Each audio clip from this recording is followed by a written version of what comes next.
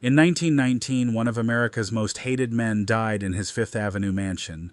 Henry Clay Frick had survived an assassination attempt, multiple death threats, and decades of public fury. Yet today, over a century later, thousands line up each week to enter that same house. Not to protest, to admire. The transformation of Henry Clay Frick's residence tells a story that goes beyond one man's architecture.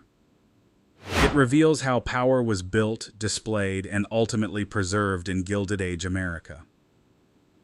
Frick constructed 3 major estates. Each served a different purpose. Each made a distinct statement, and one would become something he never quite intended. A gift to the public he spent his life keeping at a distance.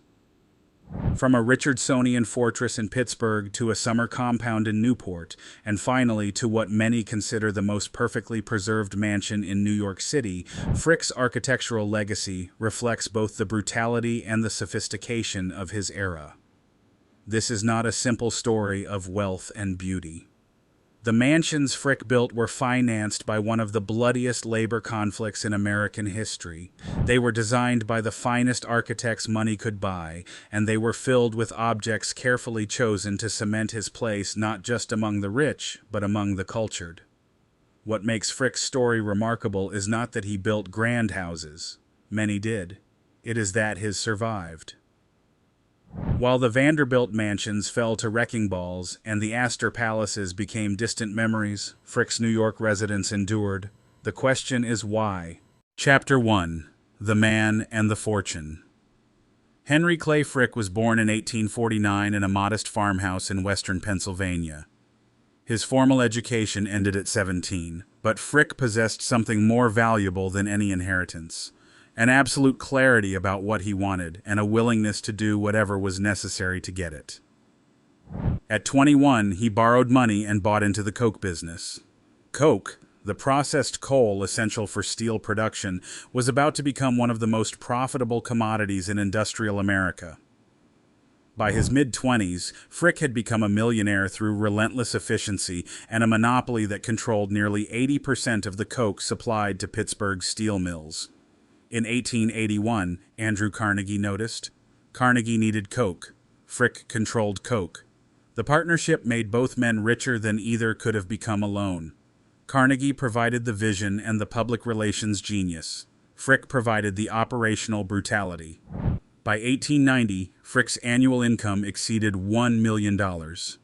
He was 39 years old, and the Gilded Age had established clear rules. Wealth alone was insufficient. A man of Frick's standing required residences that announced his arrival, not just comfortable homes. Architectural statements that could not be ignored.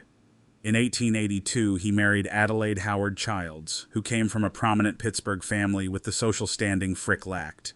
Together, they began planning their first major residence, a mansion that would force Pittsburgh society to acknowledge Henry Clay Frick as something more than a coke operator who had gotten lucky. Chapter 2. The Homestead Strike and What It Built. In 1892, Frick chose to break the union at the Homestead Steel Mill.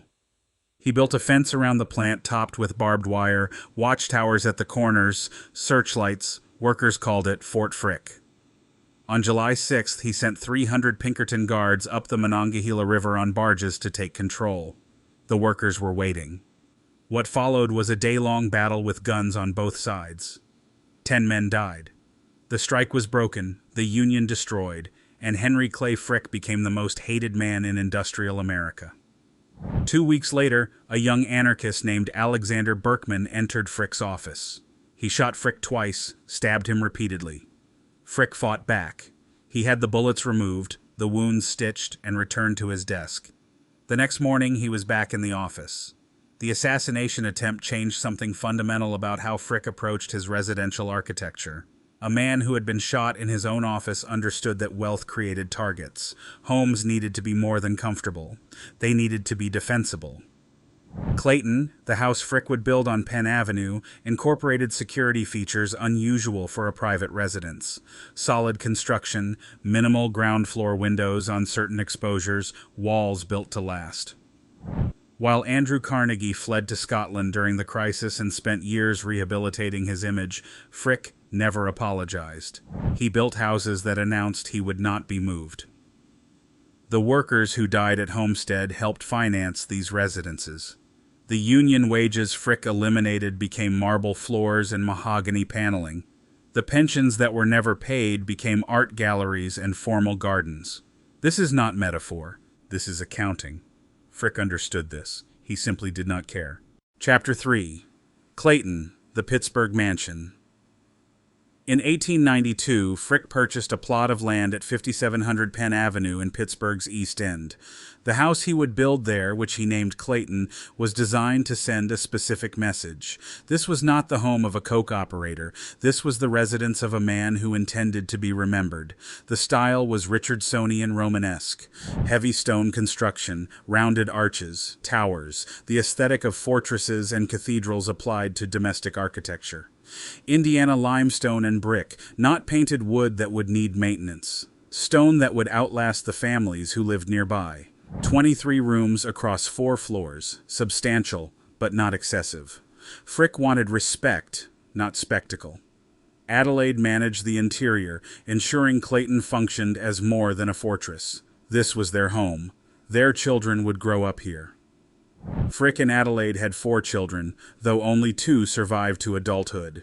Martha died in 1891 at age 6. Henry Clay Frick Jr. died in 1898 at age 4. Clayton became a place of both social performance and private grief. By 1895, Clayton was complete. The cost exceeded $500,000, equivalent to roughly $17 million today. Pittsburgh society could not dismiss Frick as uncultured new money, but Pittsburgh would always see him as the man who broke Homestead.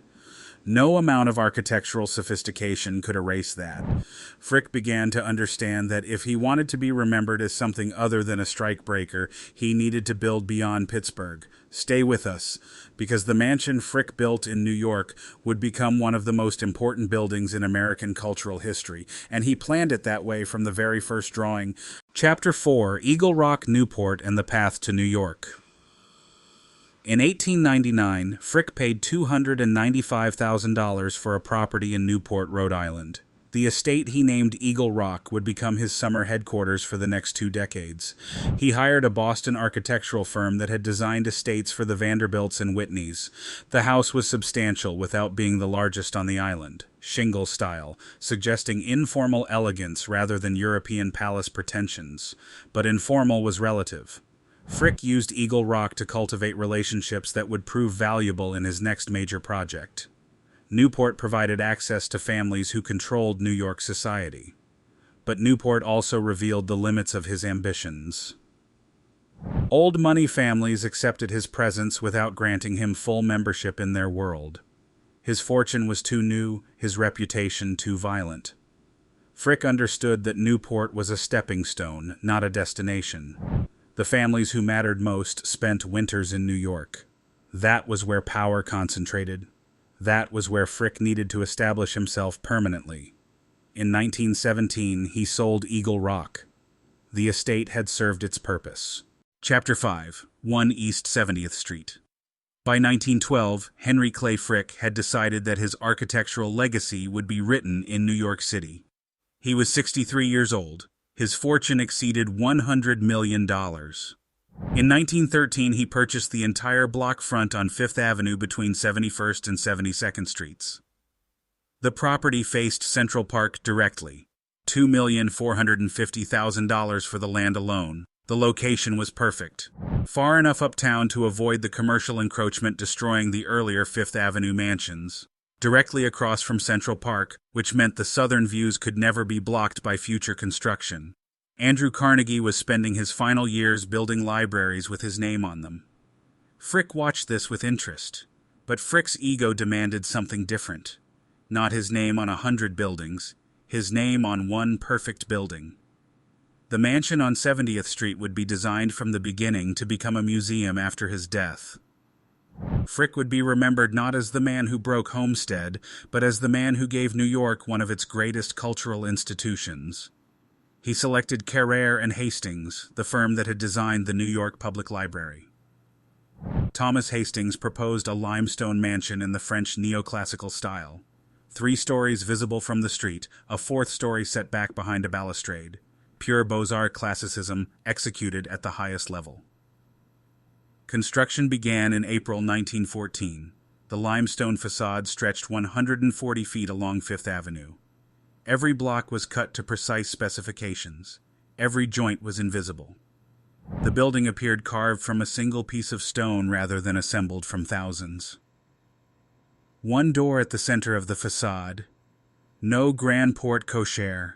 This was an invitation-only resident. Set inside, the West Gallery ran nearly 70 feet along the western side of the mansion, 19-foot ceilings for large canvases without overwhelming them. Frick filled it with Rembrandt, Vermeer, Velázquez, Van Dyck.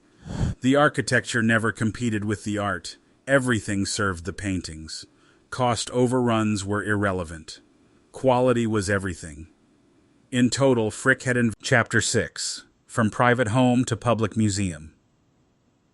When Henry Clay Frick died, he left explicit instructions. The mansion would eventually become a public museum, but not immediately.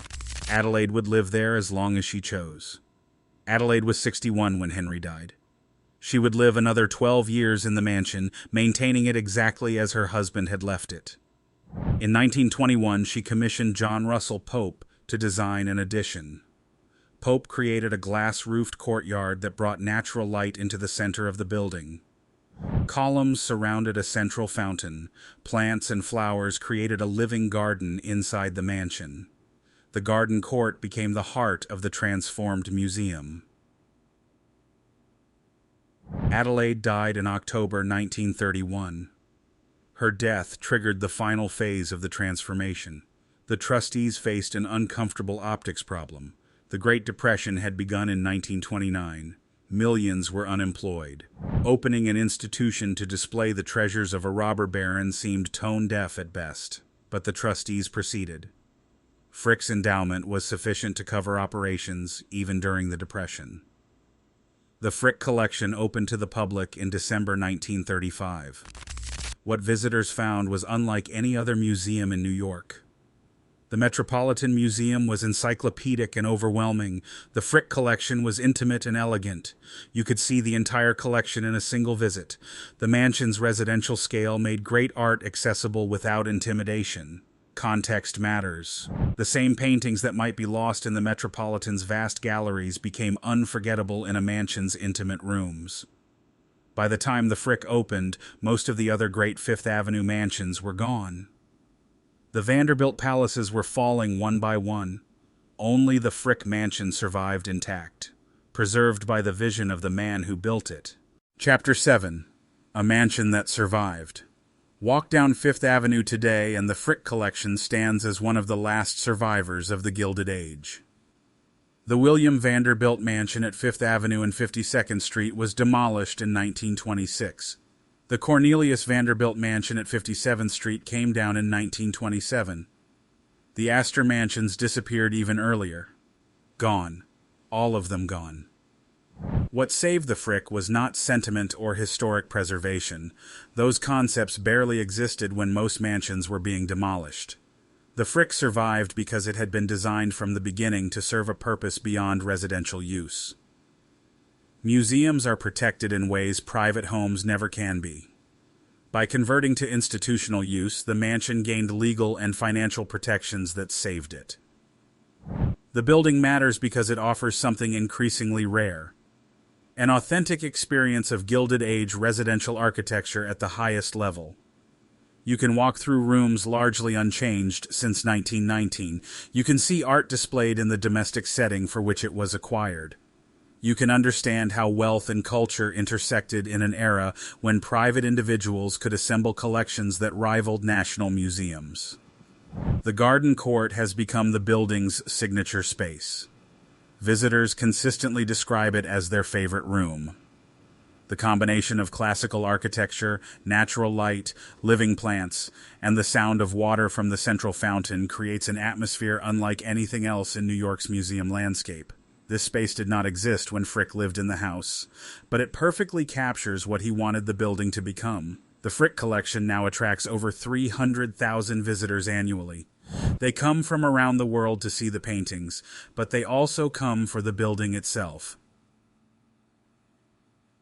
The Manses. On's residential character remains its greatest strength. Unlike museums built as museums, the Frick feels intimate. You are not walking through endless galleries. You are moving through a home where extraordinary art happens to be displayed. That distinction makes great art approachable rather than intimidating. 3 mansions tell the complete story of Henry Clay Frick's architectural ambitions. Clayton in Pittsburgh established him as a serious patron and taught him what wealth could build. Eagle Rock in Newport gave him access to the families who controlled American society and showed him the limits of acceptance. 1 East 70th Street in New York became his ultimate statement, a residence designed to outlast memory itself. The buildings Frick commissioned were not simply homes, they were arguments made in stone, arguments that power could be transformed into culture, that wealth could purchase immortality, that a man reviled in his lifetime could be remembered differently if he built something beautiful enough. The Homestead strike happened, the assassination attempt happened, the decades of public hatred happened. But today, when millions know the Frick collection, relatively few remember the Homestead strike. The mansion has rewritten Frick's story exactly as he hoped it would. The building stands. The collection remains. And the man who could not escape his past during his life has been partially redeemed by architecture after his death. Whether that represents vindication of Frick's vision or merely the durability of great architecture depends on how you choose to see it. If you enjoyed this story, subscribe. Every week we go back into the moments that built the modern world and find the version nobody told you about. The next one is already waiting. The next one is